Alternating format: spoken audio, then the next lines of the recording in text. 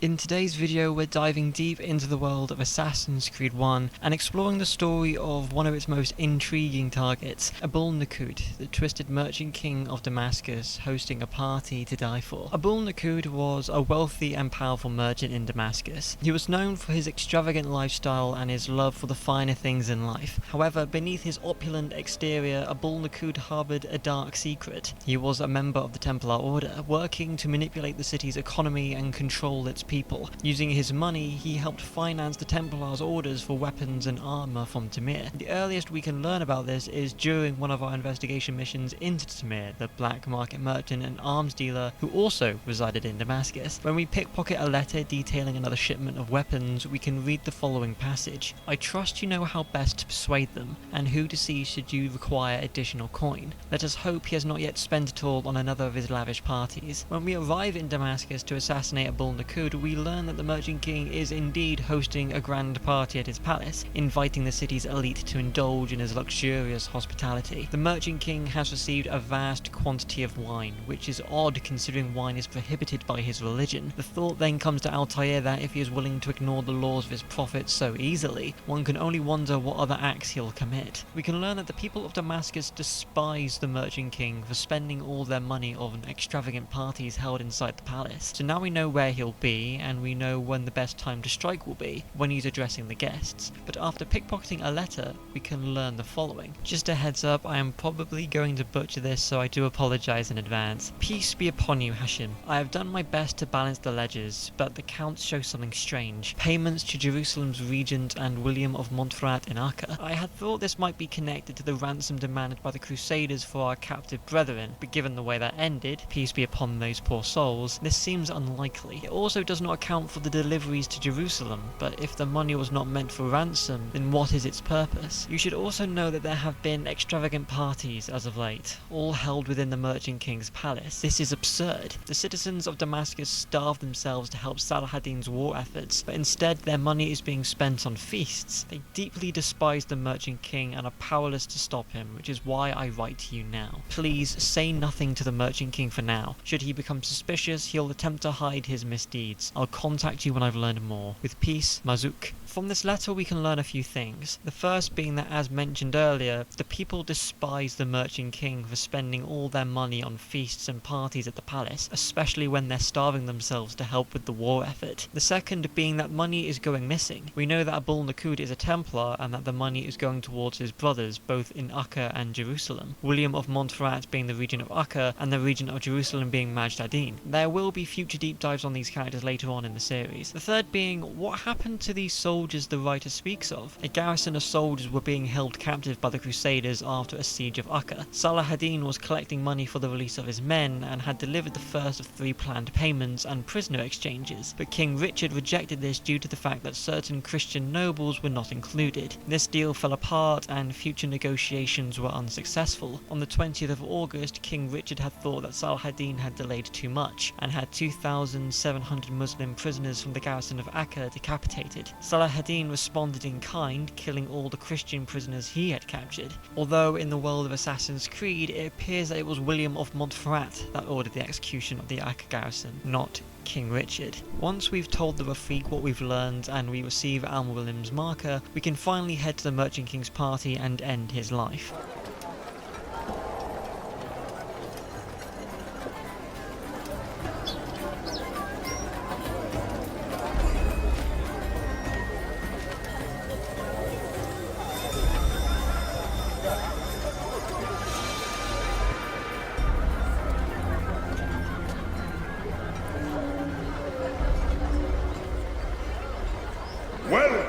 Welcome. Thank you all for joining me this evening. Please eat, drink, enjoy all the pleasures I have to offer. Take your time, I will wait. I trust everything is to your satisfaction.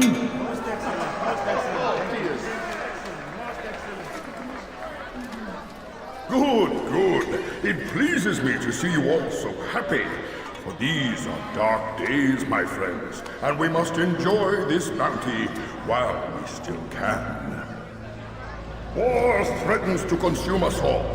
Salah-ad-Din bravely fights for what he believes in, and you are always there to support him without question. It is your generosity that allows his campaign to continue. So, I propose a toast then, to you, my dear friends, who have brought us to where we are today. May you be given everything you deserve for it. Such kindness! I didn't think it in you. You, who have been so quick to judge me, and so cruelly. Oh, do not feign ignorance. Do you take me for a fool? That I have not heard the words you whisper behind my back. Well, I have, and I fear I can never forget. But this is not why I called you here tonight, no. I wish to speak more of this war, and your part in it. You give up your coin quick as can be, knowing all too well it buys the deaths of thousands. You don't even know why we fight. The sanctity of the Holy Land, you'll say, or the evil inclination of our enemies. But these are lies you tell yourselves. No. All this suffering is born of fear and hate. It bothers you that they are different, just as it bothers you that I am different. Compassion, mercy, tolerance. These words mean nothing to any of you. Mean nothing to those infidel invaders who ravage our land in search of gold and glory. And so I say, enough! I pledge myself to another cause. One that will bring about a new world in which all people might live side by side in peace. A pity none of you will live to see it.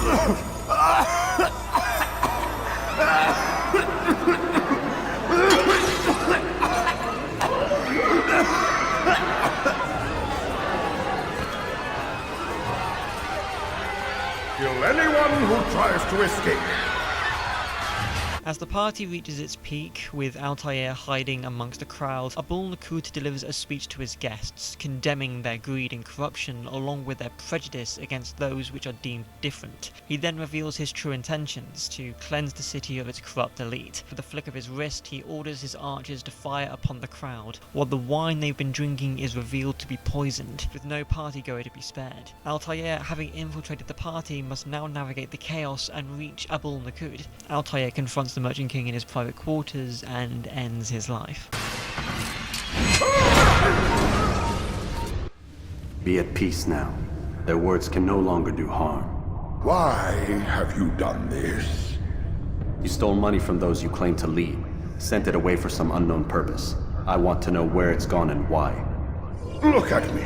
My very nature is an affront to the people I ruled. And these noble robes did little more than to muffle their shouts of hate. So this is about vengeance, then? No, not vengeance, but my conscience. How could I finance a war in service to the same god that calls me an abomination?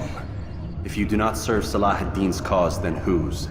In time, you'll come to know them. I think perhaps you already do. Then why hide? And why these dark deeds? Is it so different from your own work? You take the lives of men and women, strong in the conviction that their deaths will improve the lots of those left behind. A minor evil for a greater good? We are the same. No, we are nothing alike. Ah, but I see it in your eyes. You doubt. You cannot stop us. We will have our new world.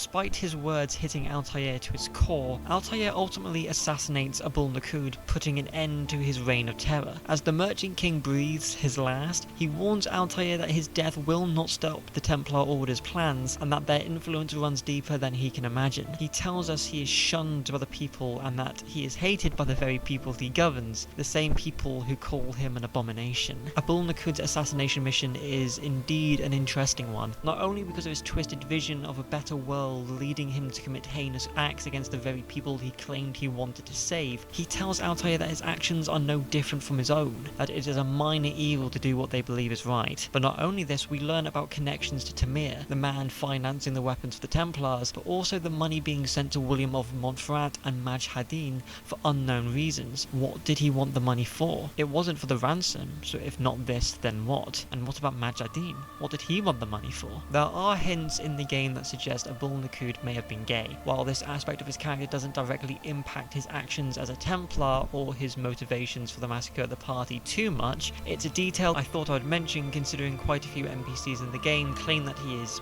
different from the others. In the context of the 12th century Middle East, being gay would have likely made Abul Nuqoud an outsider, even among the elite. His death marks a turning point in Altair's journey as he begins to unravel the true extent of the Templar Order's influence and the complexity of their plans, especially when somebody like his enemy can tell that he has doubts about the true nature of his work and the actions he is performing. But that concludes our deep dive into the story of Abul Nuqoud, the Merchant King of Damascus from Assassin's Creed 1. What do you think about his character and motivations? Please let me know down in the comments below, and maybe subscribe for more Assassin's Creed deep dives. If you enjoyed this video, you might like the video that's up on screen now. Thank you so much for taking the time to watch this video, and hopefully you're having an amazing day wherever you are. Once again, thank you so much for watching, and I'll see you in the next video. Goodbye for now.